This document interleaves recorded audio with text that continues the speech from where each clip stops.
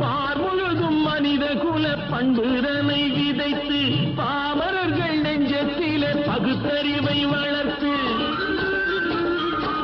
பார் முழுதும் மனித குல பண்புதனை விதைத்து பாமரர்கள் நெஞ்சத்திலே பகுத்தறிவை வளர்த்து போர் முறையை கொண்டவர்க்கு நேர்முறையை விதைத்து சீர் வளர தினமும் வேகமதை வளர்த்து பெற்ற திருநாட்டினிலே பற்றுதனை விதைக்கணும் பற்றுதனை விதைத்து விட்டு